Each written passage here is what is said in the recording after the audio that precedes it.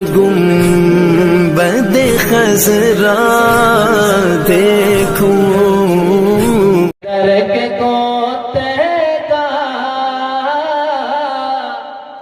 उनके दरक को तेगा तब दबा निराला है मेरे गौसे आज़म का मेरे गौसे आज़म का मर्तबा निराला है मेरे गौसे आज़म का मर्तबा निराला है। मेरे मिल्लत के नौजवानों, चलो पढ़ लेंगे। पूर्वी नाशरीफ की फरमाइश हुई है, आखिर में पढ़ दूंगा। माइक ऑपरेटर थोड़ा आप इको कम कर दे। कुरान करीम में अल्लाह फरमाता है, या अय्युहल्लज़ीना आमनू कू अनफुसकुम व अहलीकुम नारा। ईमान वालों, अपने आप को और अपनी औलाद को जहन्नम की आग से बचाओ।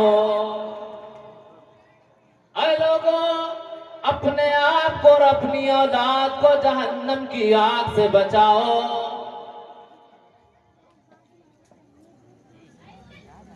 जहन्नम और जन्नत अल्लाह ने दोनों पैदा फरमाए। जन्नत भी पैदा की जा चुकी है और जहन्नम भी अल्लाह ने पैदा फरमा दिया है। अल्लाह फरमाता है, वक़ूदुहन्नास वल हिजारा उइद्दत लिल काफिरीन।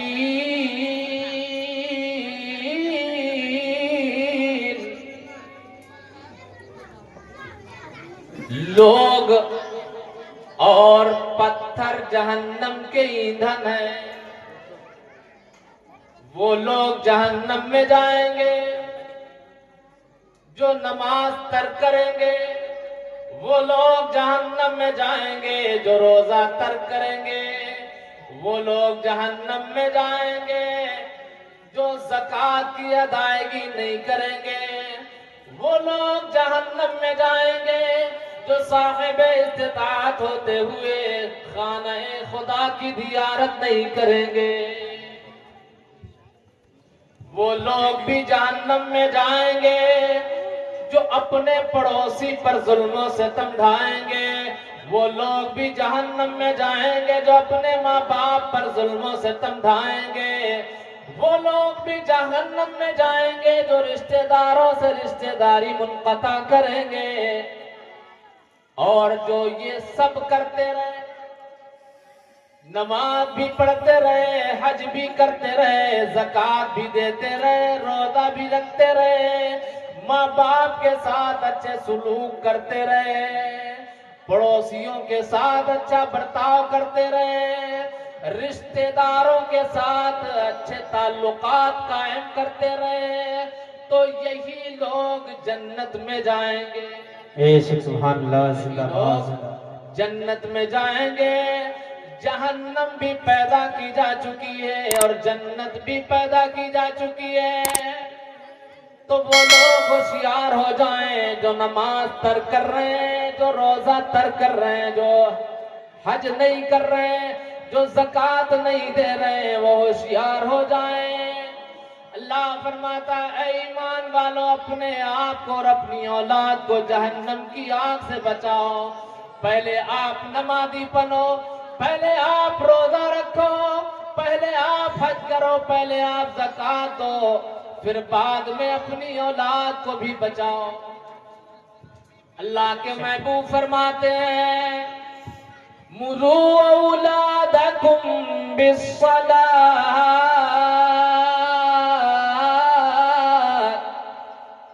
अपनी औलाद को नमाज का हुक्म दो, अपनी औलाद को नमाज का हुक्म करो।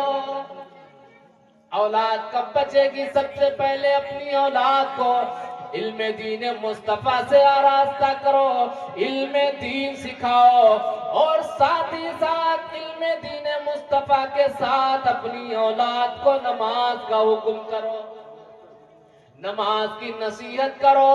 आगे आका फरमाते हैं वदरिबू अलैहा इज़ा बलगा अशरा सिनीन, और अपनी औलाद को मारो, मार के नमाज पढ़ाओ अपनी औलाद को। जब नमाज ना पढ़े कब मारो? इज़ा बलगा अशरा सिनीन, जब तुम्हारी औलाद 10 साल की हो जाए, तुम्हारा बेटा 10 साल का हो जाए, तो अब अपने बेटे को मार के नमाज पढ़ाओ। लेकिन हमारा मुआशरे में हाल क्या है? हम खुद ही नमाज नहीं पढ़ते तो बेटे को नमाज का हुक्म कब देंगे? बेटे को मारेंगे कब? बेटा जब कोई दूसरी गलती करेगा तब मारेंगे। बेटा काम करने नहीं जाएगा, कोई और हुक्म दूसरा हुक्म नहीं मानेगा तब मारेंगे। लेकिन आज तक कोई मुसलमान अपने बेटे को नमाज के लिए नहीं मारा होगा। जब खुद ही इस जुर्म में गिरफ्तार हैं, खुद ही नमाज नहीं पढ़ रहे हैं, तो अपने बेटे को कब हम मारेंगे, वो भी नमाज के लिए?